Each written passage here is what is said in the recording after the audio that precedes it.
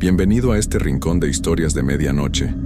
Si te atreves a seguir escuchando, suscríbete, deja tu like y cuéntanos en los comentarios desde donde nos escuchan. Aquí, las historias no se olvidan fácilmente, así que comencemos.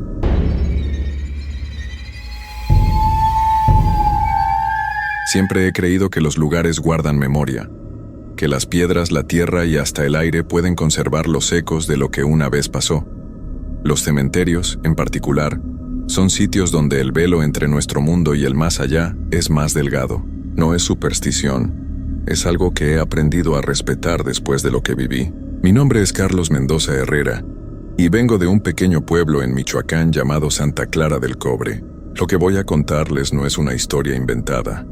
Es algo que me sucedió hace 3 años y que cambió para siempre mi forma de ver las cosas. Todo comenzó cuando mi tío Aurelio me pidió que lo ayudara con el trabajo de cuidador nocturno en el cementerio de San Rafael. Era un lugar antiguo, construido a finales del 1800, donde descansaban familias enteras que habían vivido en el pueblo desde generaciones atrás. Las tumbas más viejas estaban hechas de piedra gris y muchas tenían figuras de ángeles con las alas rotas por el tiempo.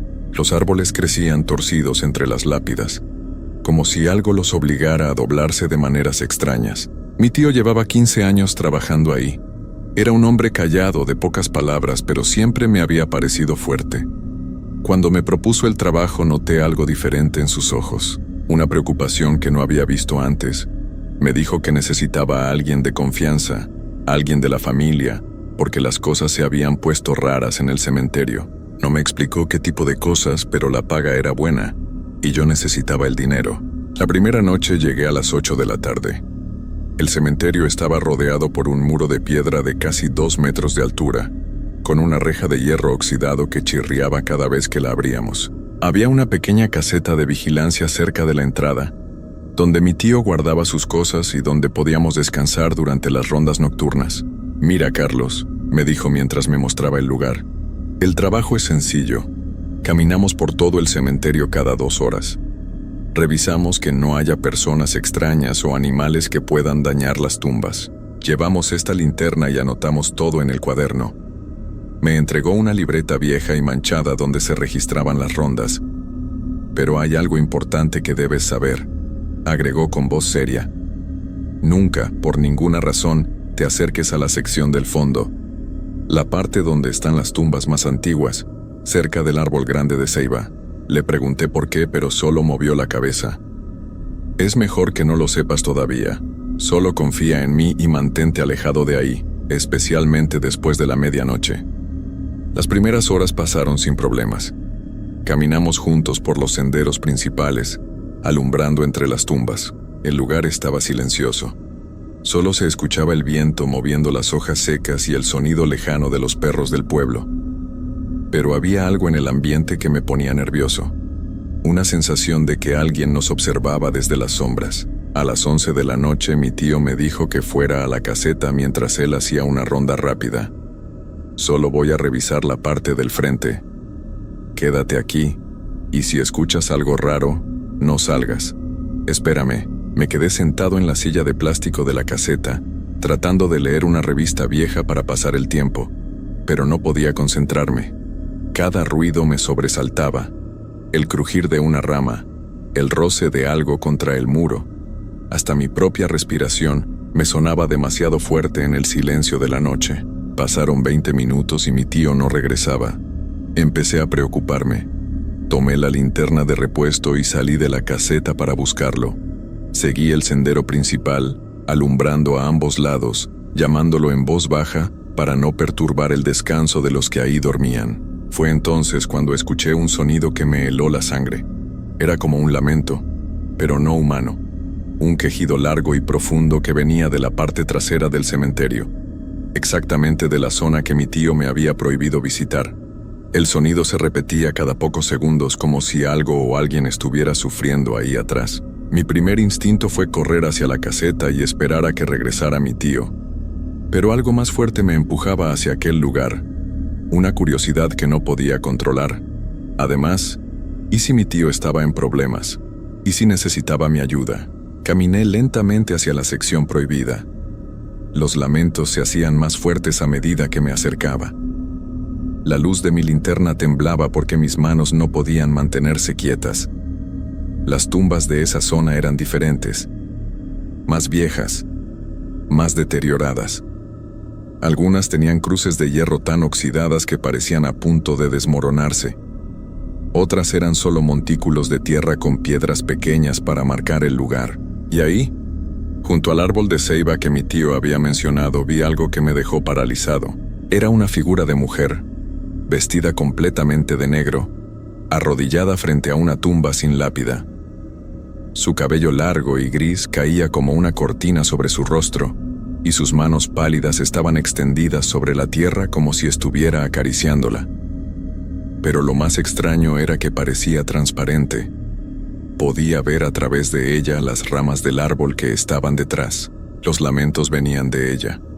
Cada vez que abría la boca salía ese sonido desgarrador que me había guiado hasta ahí. No era un llanto normal. Era como si todo el dolor del mundo se hubiera concentrado en esa voz. Me quedé inmóvil, sin saber si respirar o salir corriendo. La mujer no parecía haberse dado cuenta de mi presencia. Seguía con sus lamentos, meciendo su cuerpo de adelante hacia atrás, como si estuviera consolando a alguien que no podía ver. De repente una mano me agarró del hombro con fuerza. Di un brinco y casi se me cae la linterna. Era mi tío Aurelio, con el rostro más serio que le había visto en mi vida. «Te dije que no vinieras acá», me susurró al oído mientras me jalaba hacia atrás. «Vámonos, ahora». Cuando volteé para ver otra vez a la mujer ya no estaba. Solo quedaba el árbol y la tumba sin nombre, como si nunca hubiera pasado nada. Pero yo sabía lo que había visto. Y los lamentos habían dejado un eco en mis oídos que no se iba. Regresamos a la caseta en silencio. Mi tío parecía enojado pero también asustado. Se sirvió un café de la termo que tenía y se quedó mirando hacia la oscuridad por un rato largo antes de hablar. «Esa era Esperanza Morales», me dijo finalmente. «Murió hace más de 50 años, pero nunca se fue del cementerio. Viene todas las noches a llorar sobre la tumba de su hijo». Me contó que Esperanza había perdido a su único hijo cuando el niño tenía apenas 5 años. Una fiebre se lo llevó en cuestión de días, y ella nunca pudo superarlo. Pasaba horas enteras en el cementerio, hablando con la tumba, llevándole flores y juguetes como si el niño todavía estuviera ahí para recibirlos. La gente del pueblo decía que se había vuelto loca de la tristeza, continuó mi tío. Dejó de comer, dejó de dormir. Su esposo trató de ayudarla, pero ella solo quería estar con su hijo. Una noche, la encontraron aquí mismo, junto a la tumba. Había muerto de la pena, dicen. Su corazón simplemente se rindió, pero la historia no terminaba ahí. Desde entonces, los cuidadores del cementerio habían visto a Esperanza aparecer todas las noches después de la medianoche. Siempre en el mismo lugar, siempre llorando por su hijo perdido. Al principio, la gente pensaba que era solo su imaginación o el cansancio de las noches de trabajo. Pero con el tiempo, todos los que trabajaban ahí habían tenido algún encuentro con ella. «¿Por qué no me lo dijiste antes?», le pregunté a mi tío. «Tenía derecho a saber lo que podía encontrarme aquí». «Porque pensé que si te lo decía desde el principio no aceptarías el trabajo», me respondió. «Y necesito a alguien de confianza. Los otros cuidadores se han ido uno por uno. Algunos porque les daba miedo, otros porque pasaron cosas peores». No me gustó cómo sonó eso. «¿Qué tipo de cosas peores?», insistí. Mi tío se quedó callado por un momento, como si estuviera decidiendo cuánto contarme. Finalmente suspiró y comenzó a hablar de nuevo. «Esperanza no es la única que no ha podido descansar en paz. Este cementerio es muy viejo, Carlos. Aquí han pasado muchas tragedias a lo largo de los años. Y cuando alguien muere con mucho sufrimiento o con asuntos pendientes, a veces se queda atrapado entre este mundo y el otro». Me explicó que había al menos 3 espíritus que aparecían regularmente en el cementerio. Además de Esperanza, estaba don Ramón Castillo, un hombre que había sido enterrado vivo por error durante una epidemia de cólera en 1918. Los doctores pensaron que había muerto, pero cuando despertó, ya estaba bajo tierra, Su espíritu aparecía cerca de su tumba, rascando desesperadamente el aire como si todavía tratara de salir de su ataúd. Y luego estaba la más peligrosa de todas, una mujer joven llamada Elena Vázquez, que había muerto en circunstancias muy extrañas en 1945. Nadie sabía exactamente qué le había pasado, pero su cuerpo fue encontrado en el cementerio una madrugada, sin heridas aparentes. Su familia dijo que Elena había estado actuando de manera muy rara las semanas antes de su muerte. Hablaba sola, decía que alguien la estaba siguiendo y tenía pesadillas terribles todas las noches. Elena es diferente a los otros, me advirtió mi tío con voz grave. Esperanza y don Ramón no hacen daño, solo repiten lo que les pasó en vida. Pero Elena, ella parece enojada, como si culpara a los vivos por algo que le pasó. Varios cuidadores han dicho que los persigue por el cementerio, que les susurra cosas horribles al oído. ¿Y qué tipo de cosas les susurra?, pregunté, aunque no estaba seguro de querer saber la respuesta. Secretos, respondió mi tío. Cosas que solo tú sabes. Cosas de las que te sientes culpable o avergonzado. Como si pudiera leer tu mente y usar tus propios miedos en tu contra. El reloj de la caseta marcaba las 12:30 de la madrugada. Mi primera noche de trabajo estaba a punto de volverse mucho más complicada de lo que había imaginado. ¿Y por qué sigues trabajando aquí si es tan peligroso?, le pregunté a mi tío mientras trataba de calmar los nervios que tenía desde el encuentro con Esperanza. Porque alguien tiene que hacerlo, me respondió simplemente. Y además hay maneras de protegerse. Hay reglas que hay que seguir para no provocar a los espíritus. Mientras las respetes, generalmente te dejan en paz. Me explicó las reglas básicas. Nunca mirar directamente a los ojos de un espíritu. No responder si te hablan. No tocar nada que parezca fuera de lugar. Y sobre todo, nunca mostrar miedo. Los espíritus se alimentan del miedo, me dijo. Entre más asustado estés, más fuertes se vuelven. También me contó sobre los objetos que llevaba siempre consigo. Una pequeña cruz de plata que había pertenecido a su madre, un poco de sal en una bolsita de tela y un rosario bendecido por el padre Miguel de la iglesia del pueblo. No sé si realmente sirven, admitió, pero me hacen sentir más seguro, y creo que eso es lo que importa. Pasamos el resto de la madrugada en la caseta, bebiendo café y jugando cartas para mantener la mente ocupada. Pero yo no podía dejar de pensar en lo que había visto. La imagen de Esperanza llorando sobre esa tumba se había grabado en mi memoria de una manera que me inquietaba. A las 5 de la mañana llegó el amanecer y con él, una sensación de alivio. Los espíritus no aparecían durante el día, según mi tío. La luz del sol parecía alejar toda la oscuridad y el miedo de la noche. Nos fuimos a casa después de hacer una ronda final para asegurarnos de que todo estuviera en orden. Durante toda la semana siguiente, seguí trabajando con mi tío sin problemas mayores. Veía a Esperanza casi todas las noches, siempre en el mismo lugar, pero ya no me asustaba tanto. Era como acostumbrarse a convivir con un vecino ruidoso. Sabías que estaba ahí, pero aprendías a ignorarlo. Don Ramón también aparecía de vez en cuando. Su espíritu era más difícil de detectar porque no hacía ruidos como Esperanza. Solo lo veías de reojo, una figura oscura que se movía entre las tumbas, siempre con las manos extendidas como si estuviera cavando. Mi tío me enseñó a reconocer las señales de que estaba cerca. Un olor a tierra húmeda que no tenía explicación y una sensación de que faltaba aire, como si algo estuviera consumiendo el oxígeno del lugar. Pero Elena era diferente. En toda esa primera semana no la vimos ni una sola vez, y eso me tenía más nervioso que si la hubiera encontrado cada noche. Ella aparece cuando quiere, me explicó mi tío. Y cuando lo hace, siempre significa problemas. La segunda semana de trabajo comenzó normal. Era lunes por la noche y estábamos haciendo nuestra ronda de las 10 cuando mi tío se sintió mal del estómago. «Debe ser algo que comí», me dijo mientras se doblaba del dolor. «¿Puedes hacer tú solo la ronda de medianoche? Yo voy a quedarme en la caseta descansando». No me gustó la idea de caminar solo por el cementerio, especialmente sabiendo todo lo que sabía ahora. Pero mi tío se veía realmente mal, y alguien tenía que hacer el trabajo. Tomé la linterna, el cuaderno, y me dirigí hacia los senderos principales. Los primeros minutos fueron tranquilos. Solo el sonido de mis pasos sobre la grava y el viento entre los árboles.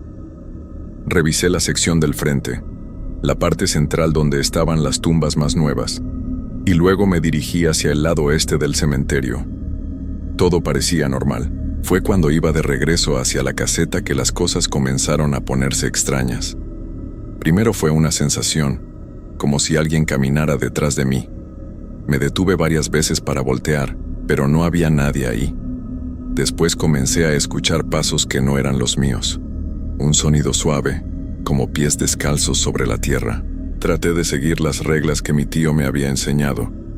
No mostrar miedo, no voltear a ver directamente, seguir caminando como si nada pasara. Pero los pasos se hacían cada vez más claros, y ahora podía escuchar también una respiración, lenta y profunda, justo detrás de mi oído. Carlos. Escuché una voz de mujer que me susurraba mi nombre. Era una voz suave, casi dulce, pero había algo en ella que me puso la piel de gallina. Carlos, voltea a verme. No lo hice. Seguí caminando hacia la caseta, tratando de mantener un paso normal, aunque cada fibra de mi cuerpo me gritaba que corriera. Pero la voz siguió. Sé lo que hiciste, Carlos. Sé por qué te fuiste de tu pueblo anterior. Sé el secreto que guardas. Esas palabras me detuvieron en seco. No era posible que supiera eso. Nadie en Santa Clara del Cobre conocía la verdadera razón por la que había dejado mi trabajo en el pueblo vecino. Era algo de lo que me avergonzaba profundamente, algo que había tratado de olvidar. Voltea a verme y te ayudo a olvidar, continuó la voz.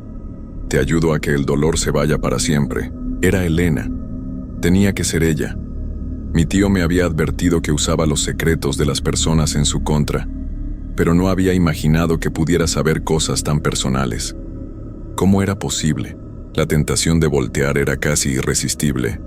Una parte de mí quería enfrentar lo que fuera que estuviera detrás de mí. Quería saber cómo sabía mi secreto y qué más podía decirme.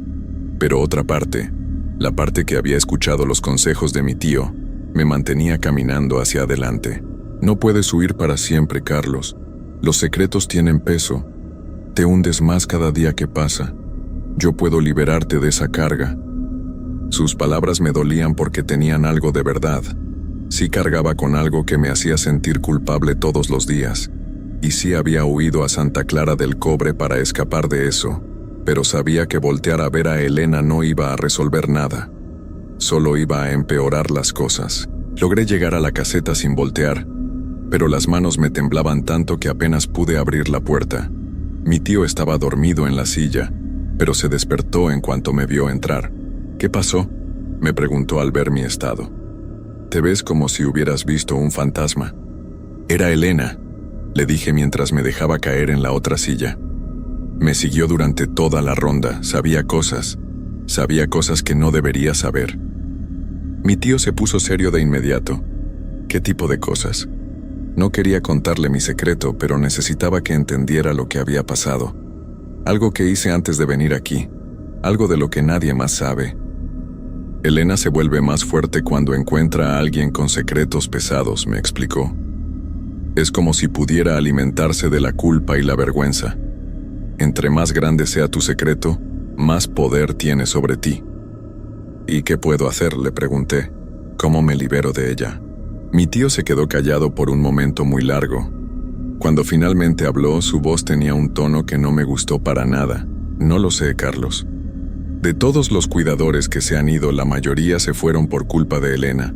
Y los que no se fueron, bueno, algunos simplemente desaparecieron una noche y nunca supimos qué les pasó. Esas palabras me llenaron de un terror que nunca había sentido antes. No era solo miedo a lo desconocido. Era miedo a algo muy real y muy peligroso que ya tenía su atención puesta en mí. Durante los siguientes días traté de convencerme de que podía manejar la situación. Elena aparecía cada noche, pero yo seguía las reglas. No la miraba directamente, no le respondía. Seguía caminando. Sin embargo, cada encuentro era peor que el anterior. La segunda noche me contó detalles específicos sobre lo que había hecho en mi pueblo anterior, cosas que solo yo sabía, momentos exactos, conversaciones privadas. La tercera noche comenzó a imitar la voz de la persona que había lastimado con mis acciones, suplicándome que la ayudara, recordándome cómo había huido en lugar de enfrentar las consecuencias. Para la cuarta noche, ya no podía dormir durante el día. Cada vez que cerraba los ojos escuchaba su voz susurrándome al oído. Mi tío notó que algo estaba muy mal, pero ¿qué podía decirle? ¿Que un espíritu me estaba destrozando psicológicamente usando mi propia culpa? Tal vez deberías tomarte unos días de descanso, me sugirió el viernes por la mañana. Puedo conseguir a alguien más para que me ayude temporalmente. Pero yo sabía que no serviría de nada. Elena ya me había marcado. Podía sentir su presencia incluso cuando no estaba en el cementerio. Era como si hubiera creado una conexión entre nosotros, un hilo invisible que no podía romperse. El sábado por la noche decidí enfrentarla. Ya no podía seguir viviendo con esa tortura constante. Si iba a pasar algo malo, mejor que pasara de una vez. Le dije a mi tío que me sentía mejor y que podía hacer la ronda de medianoche solo. Esta vez, cuando Elena comenzó a seguirme, no traté de ignorarla. Me detuve en medio del sendero y me di vuelta para verla directamente. Era hermosa y terrible al mismo tiempo. Tenía el rostro de una mujer joven, tal vez de unos 25 años, con piel pálida como la luna y ojos completamente negros. Su vestido blanco flotaba alrededor de su cuerpo como si estuviera bajo el agua. Pero lo que más me impactó fue la expresión de su cara, una mezcla de tristeza infinita y rabia que me atravesó como un cuchillo. «Finalmente me miras», me dijo con una sonrisa que no llegaba a sus ojos. «¿Estás listo para enfrentar la verdad?» «¿Qué verdad?», le pregunté, aunque mi voz salió como un susurro. «Que no puedes huir de lo que hiciste, que no importa a dónde vayas, siempre cargarás con esa culpa, y que cada día que pasa, lastimas a más gente con tu silencio». Sus palabras me dolían porque eran ciertas. En mi pueblo anterior había sido responsable de un accidente que lastimó gravemente a una niña pequeña. Estaba manejando distraído después de una discusión con mi novia, y no vi cuando la niña corrió detrás de su pelota hacia la calle. Logré frenar a tiempo para no lastimarla de gravedad, pero el golpe le dañó la pierna izquierda. Los doctores dijeron que tal vez nunca podría caminar completamente normal. En lugar de enfrentar las consecuencias, en lugar de ayudar a la familia con los gastos médicos o al menos disculparme apropiadamente, huí. Dejé el pueblo esa misma noche y vine a Santa Clara del Cobre, donde nadie me conocía. Había estado enviando dinero anónimamente a la familia, pero sabía que eso no era suficiente. Nunca sería suficiente. «La niña pregunta por ti todos los días», continuó Elena, y ahora su voz tenía el timbre exacto de la madre de la pequeña. «¿Quiere saber por qué el señor que la lastimó nunca volvió a disculparse? ¿Por qué nunca volvió a preguntar cómo estaba?» Las lágrimas comenzaron a rodar por mis mejillas. No podía soportar escuchar eso. «¿Qué quieres de mí?», le grité. «¿Qué tengo que hacer para que me dejes en paz?» Elena se acercó más, tanto que pude sentir el frío que emanaba de su cuerpo. «Quiero que vengas conmigo», me dijo suavemente. «Aquí ya no tendrás que cargar con la culpa. Aquí podrás descansar para siempre». En ese momento entendí lo que había pasado con los otros cuidadores que habían desaparecido. Elena no los había lastimado físicamente. Los había convencido de que la muerte era mejor que vivir con sus secretos y su culpa. Los había seducido con la promesa del descanso eterno, y por un momento, consideré su oferta. Sería tan fácil simplemente dejarme llevar, dejar que el frío de la muerte se llevara todo el dolor y la vergüenza que cargaba. Ya no tendría que despertar cada mañana pensando en la niña que había lastimado. Ya no tendría que vivir con el miedo de que alguien descubriera la verdad. «Ven conmigo, Carlos», me susurró Elena mientras extendía su mano pálida hacia mí. «Deja que el sufrimiento termine». Estuve a punto de tomar su mano.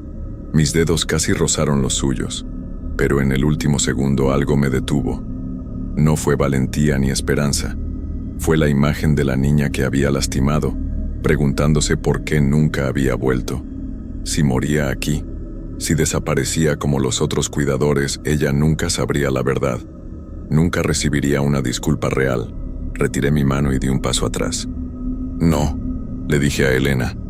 No voy contigo, tengo que regresar, tengo que arreglar lo que hice mal. La expresión de Elena cambió inmediatamente. La tristeza y la seducción desaparecieron, reemplazadas por una furia pura y terrible. Sus ojos negros se volvieron aún más oscuros, y su boca se abrió en un grito que parecía rasgar el aire mismo. «Si no vienes conmigo por las buenas, vendrás por las malas», me gritó mientras su forma comenzaba a cambiar. Su hermoso rostro se distorsionó, convirtiéndose en algo horrible y grotesco. Sus manos se volvieron garras, y su vestido blanco se transformó en jirones que flotaban como alas de murciélago. Corrí hacia la caseta tan rápido como pude, pero Elena me siguió. Podía sentir sus garras rasguñando mi espalda. Podía escuchar su voz distorsionada gritándome amenazas terribles. Me prometía que nunca tendría paz, que me perseguiría donde quiera que fuera, que haría de mi vida un infierno hasta que aceptara ir con ella. Logré llegar a la caseta y cerrar la puerta con seguro, pero sabía que eso no la detendría por mucho tiempo. Mi tío se despertó al escuchar el ruido y me encontró temblando en el suelo. «¿Qué pasó?», me preguntó alarmado. «¿Era Elena?». «La enfrenté», le dije entre jadeos. Le dije que no iría con ella. Mi tío se puso muy pálido. «Carlos, eso fue muy peligroso. Ahora va a estar más furiosa que nunca». Tenía razón. Durante el resto de la noche, Elena estuvo golpeando las paredes de la caseta, gritando mi nombre, prometiendo hacerme pagar por rechazarla. No paramos de escuchar sus amenazas hasta que salió el sol. Al día siguiente renuncié al trabajo. No podía poner en peligro a mi tío, y sabía que Elena nunca me dejaría en paz mientras estuviera en el cementerio. Le agradecí por todo lo que me había enseñado y le expliqué que tenía que irme del pueblo. Pero antes de hacerlo tomé una decisión. Esa tarde fui a la estación de autobuses y compré un boleto de regreso a mi pueblo anterior. Era hora de enfrentar lo que había hecho, de disculparme apropiadamente y de aceptar las consecuencias de mis acciones. Sin embargo, Elena cumplió su promesa. Desde esa noche, no he tenido ni un solo momento de paz. No importa dónde vaya, ella me encuentra. En las sombras de mi cuarto, en los reflejos de las ventanas, en los susurros del viento. Me persigue recordándome constantemente mi culpa, aumentando mi tortura psicológica día tras día. Logré regresar a mi pueblo y pedirle perdón a la familia de la niña, pero eso no detuvo a Elena. Acepté pagar todos los gastos médicos y las terapias necesarias, pero Elena siguió ahí. Incluso cuando la niña me perdonó y me dijo que entendía que había sido un accidente, Elena continuó susurrándome que no era suficiente, que nunca sería suficiente. Han pasado 3 años desde esa noche en el cementerio de San Rafael, y Elena sigue conmigo. Ya no duermo, apenas como, y cada día que pasa me siento más débil. Sé que eventualmente mi cuerpo no podrá resistir más esta tortura, y entonces ella finalmente conseguirá lo que quiere. He visitado doctores, psicólogos, sacerdotes, curanderos. Nadie puede ayudarme. Elena es más fuerte que cualquier medicina o ritual. Es como si hubiera hecho un pacto conmigo esa noche, un pacto que no puedo romper. Por eso escribo esta historia. Para advertir a otros que nunca trabajen solos en lugares donde los muertos no descansan en paz. Para que sepan que algunos espíritus no son solo ecos del pasado, sino entidades que pueden destruir tu vida si les das la oportunidad.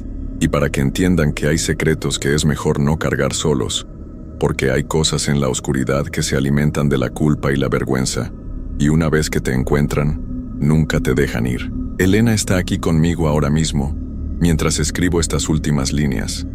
Me está sonriendo con esa sonrisa terrible, porque sabe que estoy llegando al final. Sabe que pronto ya no tendré fuerzas para resistirme. Y tal vez tenga razón. Tal vez el descanso eterno sea mejor que esta vida de tormento constante. Si alguien encuentra esta historia después de que yo desaparezca, recuerden mi advertencia. Manténganse alejados del cementerio de San Rafael. Y si alguna vez se encuentran con Elena Vázquez, no la escuchen, no la miren y sobre todo, Nunca le den la espalda a sus responsabilidades para huir a otro lugar, porque ella siempre encontrará la manera de seguirlos.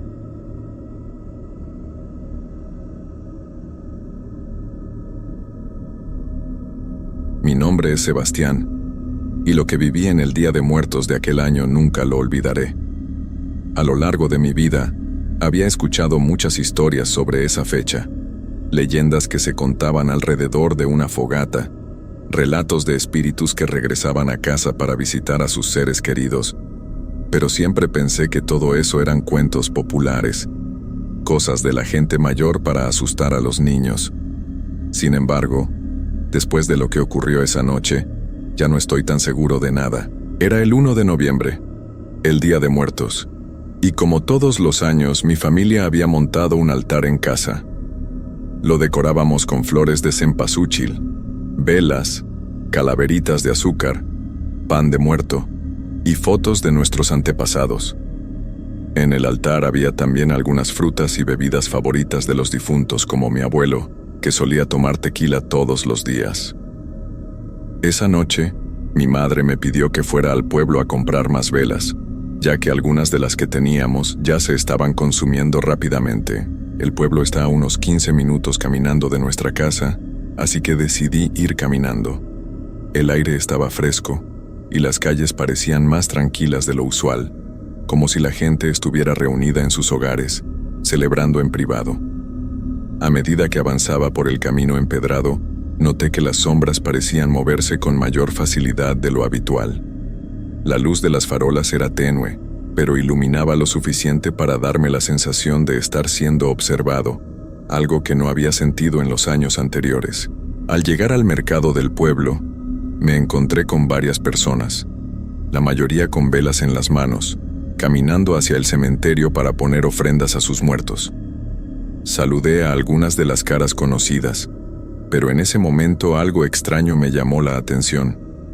Una figura oscura, de unos 2 metros de altura, que estaba parada frente a la tienda de velas. La figura no tenía detalles claros, como si fuera una sombra viva, sin rostro, pero había algo inquietante en su presencia. Intenté ignorarla, pensando que podría ser simplemente una ilusión creada por la luz de las velas, pero no pude evitar sentirme incómodo. Compré las velas y regresé por el mismo camino. A medida que me acercaba a la entrada del pueblo, la oscuridad parecía volverse más densa.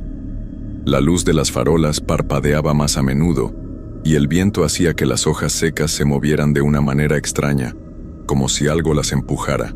Fue en ese momento cuando escuché algo, una risa lejana, una risa que me heló la sangre.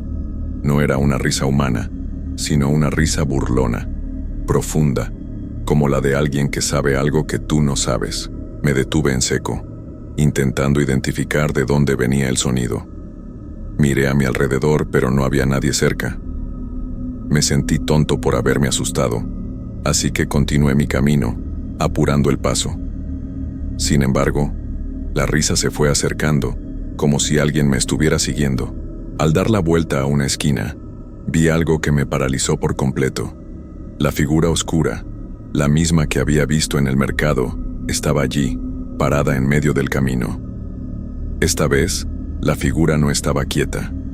Se movía hacia mí lentamente, arrastrando los pies, con una sombra que parecía devorar todo lo que la rodeaba. Su altura parecía crecer a medida que se acercaba, y a cada paso que daba, la risa se intensificaba. Era como si se estuviera burlando de mí.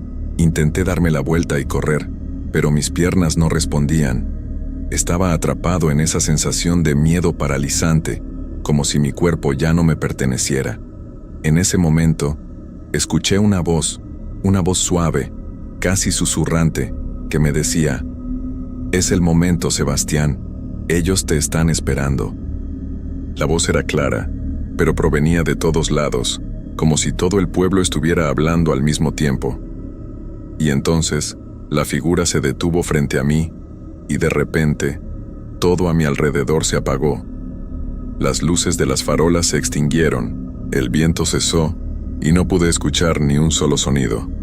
Solo la figura frente a mí, que ahora tenía una silueta más definida. Su rostro estaba cubierto por una una calavera de un blanco inmaculado, y sus ojos eran dos huecos negros que parecían absorber toda la luz que tocaban. No tenía boca, pero podía sentir su risa resonando dentro de mi cabeza.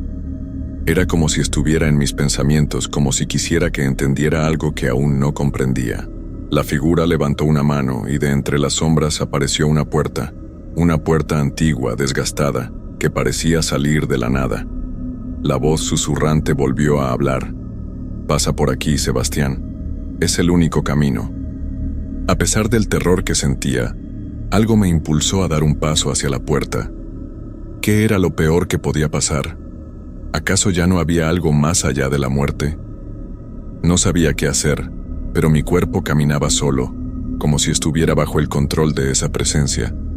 Cuando puse la mano en la puerta, algo extraño ocurrió. Sentí que el frío me envolvía, como si la puerta fuera un portal hacia algo más allá de lo físico. Al abrirla, me encontré en un lugar completamente diferente. Estaba en el cementerio del pueblo, pero no era el mismo que conocía. Las tumbas estaban cubiertas por flores de cempasúchil, y las luces de las velas iluminaban las caras de los difuntos. Lo extraño era que no había gente. Las tumbas se movían, y las figuras que estaban en ellas empezaron a levantarse, pero no eran personas vivas. Eran esqueletos, con ropa vieja, pero con ojos brillantes como si pudieran ver. Pude escuchar sus murmullos, susurros que me llamaban por mi nombre. Todos me miraban, y en sus ojos brillaba una luz que no era de este mundo. La sensación de estar siendo observado era insoportable, y de repente, todo el cementerio comenzó a moverse. Las tumbas se abrieron y de ellas salieron más figuras, con máscaras, con sonrisas burlonas, y comenzaron a rodearme.